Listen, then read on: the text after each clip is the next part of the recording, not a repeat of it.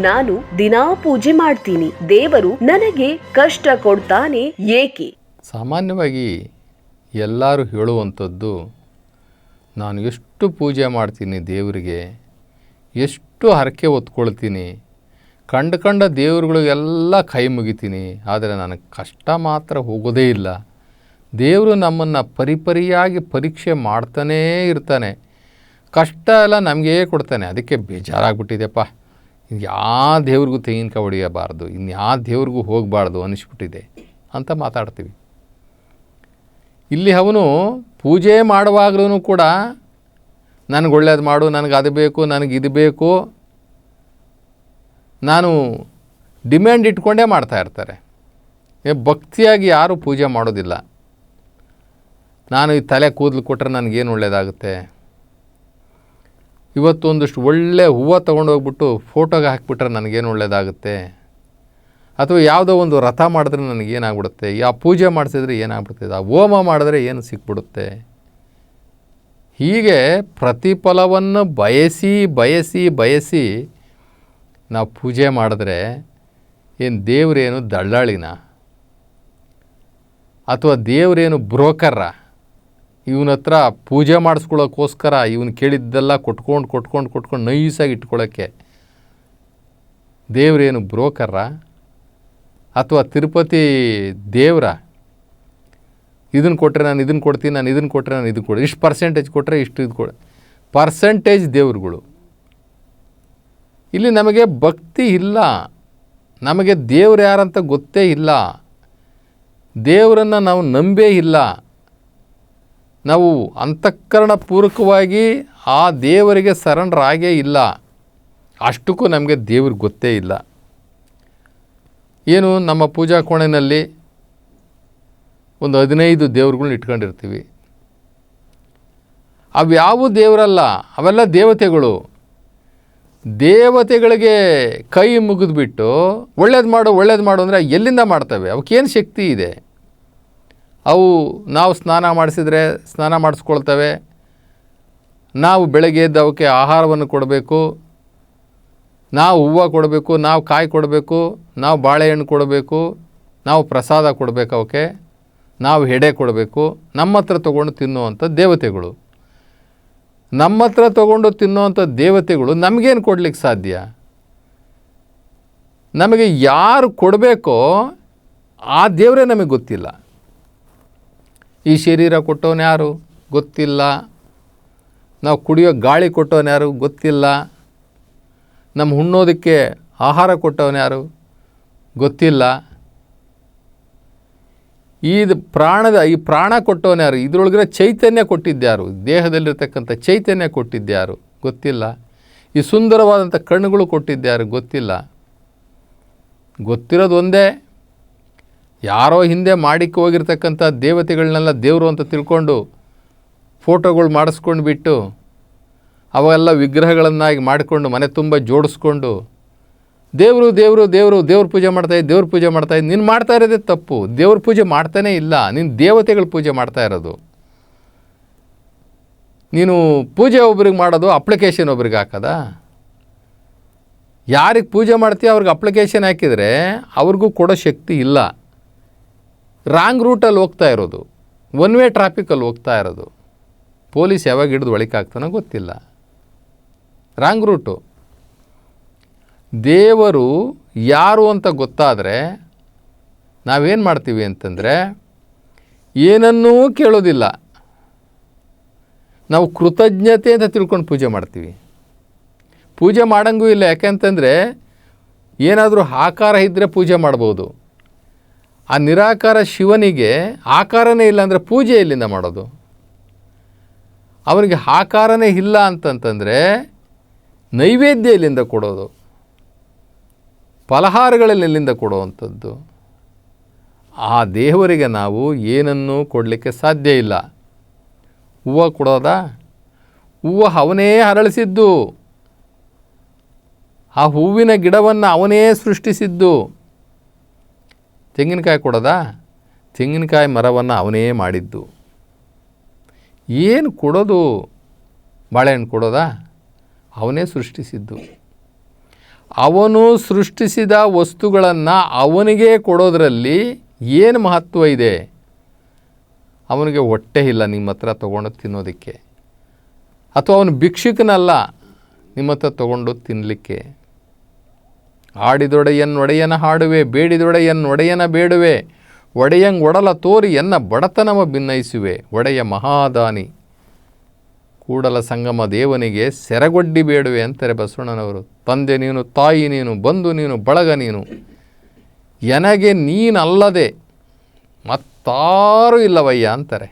ಆ ನಿರಾಕಾರ ಶಿವನ್ನ ಬಿಟ್ಟರೆ ಮತ್ತಾರೂ ಇಲ್ಲವಯ್ಯ ಅಂತಾರೆ ಬಸವಣ್ಣನವರು. ನಾವು ಹಂಗಂತೀವ? ನಾವು ಹಂಗೆ ಅನ್ನೋದೇ ಇಲ್ಲ. ಯಾಕೆಂತಂದರೆ ನಮ್ಮ ಪೂಜಾ ರೂಮು ತುಂಬೋಗಿದೆ, ದೇವತೆಗಳ ವಿಗ್ರಹಗಳು, ದೇವತೆಗಳ ಫೋಟೋಗಳು ತುಂಬೋಗಿದ್ದಾವೆ.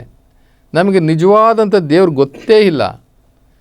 ದೇವತೆಗಳ ಫೋಟೋಗಳನ್ನು ಮನೇಲಿ ಇಟ್ಕೊಂಡ್ಬಿಟ್ಟು ದೇವರು ಅಂತ ತಿಳ್ಕೊಂಡಿದ್ದೀವಲ್ಲ, ಅದೇ ದೊಡ್ಡ ತಪ್ಪು. ಆ ನಿರಾಕಾರ ದೇವನಿಗೆ ನಾವು ನೆನಪು ಮಾಡಬಹುದು, ಯೋಗ ಮಾಡಬಹುದು, ಶಿವಯೋಗ ಮಾಡಬಹುದು, ಪೂಜೆ ಮಾಡಲಿಕ್ಕೆ ಸಾಧ್ಯ ಇಲ್ಲ. ಆ ಜಗದಗಲ ಮುಗಿಲಗಲ ಮಿಗೆಯಗಲ ನಿಮ್ಮಗಲ ಪಾತಾಳದಿಂದ ಅತ್ತತ್ತ ನಿಮ್ಮ ಶ್ರೀಚರಣ, ಬ್ರಹ್ಮಾಂಡದಿಂದ ಅತ್ತತ್ತ ನಿಮ್ಮ ಶ್ರೀ ಮುಕುಟ, ಅಗಮ್ಯ ಅಗೋಚರ ಅಪ್ರತಿಮ ಅಪ್ರಮಾಣ.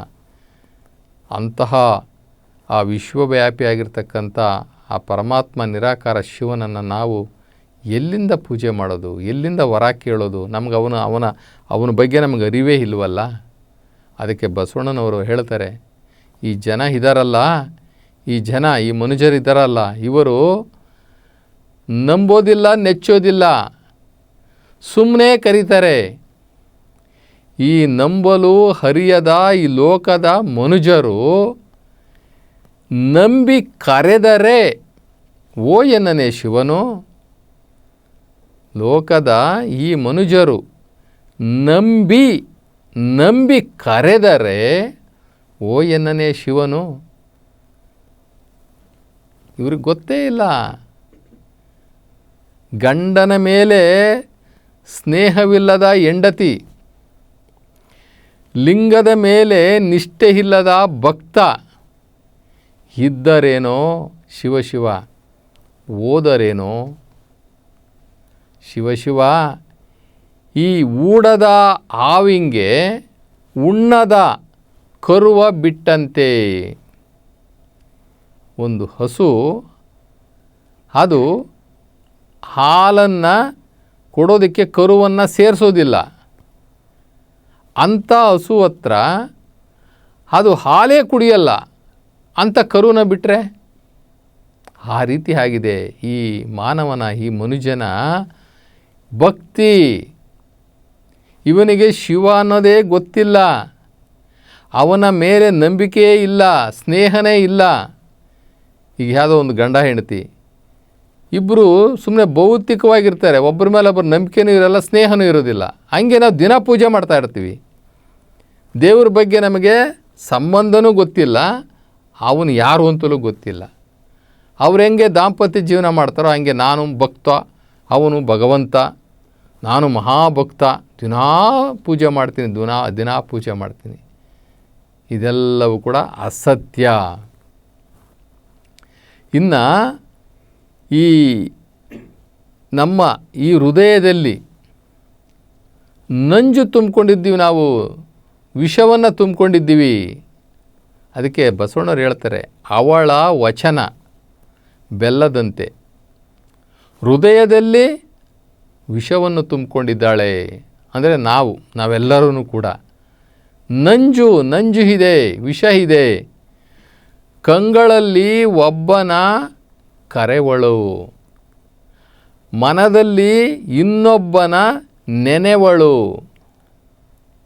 ನಮ್ಮ ಪರಿಸ್ಥಿತಿ ಹೆಂಗಾಗಿದೆ ಅಂತಂದರೆ, ಒಂದು ದೇವರಿಗೆ ನಾವು ನೋಡ್ತಾ ಇದ್ದೀವಿ, ಆದರೆ ಮನಸ್ಸಿನಲ್ಲಿ ಇನ್ನೊಂದು ದೇವರಿದೆ. ಯಾವ ದೇವರು ನಮಗೆ ಸರಿಯಾಗಿ ಗೊತ್ತಿಲ್ಲ. ಪೂಜೆ ಮಾಡ್ತಾ ಇರ್ತಕ್ಕಂಥ ಒಂದು ದೇವರು, ಮನಸ್ಸಿನಲ್ಲಿ ನೆನೆಸ್ಕೊಳ್ತಾ ಇರ್ತಕ್ಕಂಥ ಇನ್ನೊಂದು ದೇವರು. ಈಗ ಉದಾಹರಣೆಗೆ ಪೂಜಾ ರೂಮಲ್ಲಿ ಒಂದು ದೇವರಿದೆ ಅಂತ ಇಟ್ಕೊಳ್ಳಿ. ಓ ಈ ದೇವ್ರಿಗೆ ನಾವು ಪೂಜೆ ಮಾಡ್ತಾ ಇದ್ದೀವಿ, ನಮ್ಮ ಮನೆ ದೇವ್ರು ಬೇಜಾರು ಮಾಡ್ಕೊಂಬಿಟ್ರೆ, ನಮ್ಮ ಅಜ್ಜಿ ಮನೆ ದೇವ್ರು ಬೇಜಾರು ಮಾಡ್ಕೊಂಬಿಟ್ರೆ. ಇಲ್ಲಿ ನೋಡ್ತಾ ಇರೋದು ಒಂದು ದೇವರು, ಮನಸ್ಸಿನಲ್ಲಿ ಒಂದು ದೇವರು. ಯಾವ ಭಕ್ತಿ? ಇರುವ ಒಬ್ಬನೇ ದೇವರ ಬಗ್ಗೆನೇ ಗೊತ್ತಿಲ್ಲ ಇವರಿಗೆ. ಕಂಡಿದ್ದಲ್ಲ ದೇವರು ಅನ್ನಿಸ್ಕೊಂಡು ಈ ಮನಸ್ಸಿನಲ್ಲಿ ಒಂದು ದೇವರು, ಈ ಕಣ್ಣಲ್ಲಿ ನೋಡ್ತಾ ಇರ್ತಕ್ಕಂಥ ದೇವರು. ಇವ್ಯಾವ ಹುರುಳಿಲ್ಲ. ನಾನು ಭಕ್ತ ಅನ್ನಿಸ್ಕೊಂಬಿಟ್ಟಿದ್ದೀನಿ. ಆದರೆ ಈ ಬಚ್ಚಲ ನೀರನ್ನು ತಿಳಿ ಮಾಡಿದ್ರೆ ಅದರಲ್ಲಿರ್ತಕ್ಕಂಥ ಹವಗುಣಗಳು ಹೋಗಿರ್ತಾವ. ತಿಳಿಯಾಗಿ ಕಾಣಿಸ್ತಾ ಅಷ್ಟೇ. ಬಚ್ಚಲ ನೀರು ನಮಗೆ ತಿಳಿಯಾಗಿ ಕಾಣಿಸ್ತಾ ಇದೆ ಅಷ್ಟೇ. ಆದರೆ ಅದರಲ್ಲಿರ್ತಕ್ಕಂಥ ಹವಗುಣಗಳು ಹೋಗಿದೆಯಾ? ಹೋಗಿಲ್ಲ. ಕಾಮ ಹೋಗಿಲ್ಲ, ಕ್ರೋಧ ತೊಲಗಿಲ್ಲ, ಈ ಕ್ರೂರ ಕುಹಕಿ ಭಾಷೆಗಳು ನಮಗೆ ಹೋಗಿಲ್ಲ. ಇಂಥಪ್ಪ ವ್ಯಕ್ತಿತ್ವ ಇರ್ತಕ್ಕಂಥವನು ಈ ಭಕ್ತನೆಲ್ಲೋ, ಆ ಶಿವನೆಲ್ಲೋ. ಆ ಭಕ್ತನೆತ್ತೋ, ಈ ಶಿವನೆತ್ತೋ. ಹೋಗೋ ಮರುಳೇ ಹೋಗು. ನಿನ್ನ ಈ ಭವರೋಗ, ಈ ತಿಮಿರ ಹೋಗೋದಿಲ್ಲ ನಿನಗೆ. ನೀನೆತ್ತೋ, ಆ ಶಿವನೆತ್ತಲೋ. ಏ ಮರುಳೇ, ನೀನೇ ಒಂದು ಕಡೆ, ಶಿವನೇ ಒಂದು ಕಡೆ. ನೀನು ಏನೂ ಬದಲಾಗಿಲ್ಲ. ನೀ ಯಾವುದೋ ದೇವತೆಗಳನ್ನು ಪೂಜೆ ಮಾಡ್ತೀಯ, ದೇವರು ನನಗೆ ಕಷ್ಟ ಕೊಡ್ತಾನೆ ಅಂತ ಹೇಳ್ತೀಯ. ಮೊದಲು ಒಬ್ಬನೇ ಶಿವ ಅನ್ನೋಂಥದ್ದನ್ನು ನೀನು ಸ್ಪಷ್ಟೀಕರಣ ಮಾಡ್ಕೋ. ಅವನಿಗೆ ಶರಣಾಗು, ಅವನಿಗೆ ನೀನು ಬಲಿಹಾರಿಯಾಗು. ಆವಾಗ ನಿನ್ನನ್ನು ಕೈ ಹಿಡಿತಾನೆ, ಆವಾಗ ನಿನ್ನ ಭಕ್ತಿಯನ್ನು ಅವನು ಸ್ವೀಕಾರ ಮಾಡ್ತಾನೆ. ನೀನು ಏನು ಅವನ ಹತ್ರ ಮಾತಾಡಬಹುದು. ನಂಬಿ ಕರೆದರೆ ಓ ಎನ್ನನೇ ಶಿವನು. ಶರಣರು ಹೇಳಿದ್ದಾರೆ, ನಂಬರು ನೆಚ್ಚರು ಬರಿದೇ ಕರೆವರು. ಆದ್ದರಿಂದ ಮೊದಲು ದೇವ್ರು ಯಾರು ಅಂತ ಸ್ಪಷ್ಟೀಕರಣ ಆಗಬೇಕು. ನಾವು ಪೂಜೆ ಮಾಡ್ತಾ ಇರ್ತಕ್ಕಂಥ ದೇವರುಗಳು ನಿಜವಾದ ದೇವರುಗಳ ಅಥವಾ ದೇವತೆಗಳ ಅನ್ನೋದನ್ನು ಸ್ಪಷ್ಟೀಕರಣ ಮಾಡಿಕೊಂಡು ಆಮೇಲೆ ಮಾತಾಡಬೇಕು. ನಾನು ಭಕ್ತನಾ, ನಾನು ಮಹಾಭಕ್ತ ಶಿರೋಮಣಿನ ಅಂತ ನಾವು ಆಮೇಲೆ ನಾವು ನಿರ್ಧಾರ ಮಾಡಬೇಕು.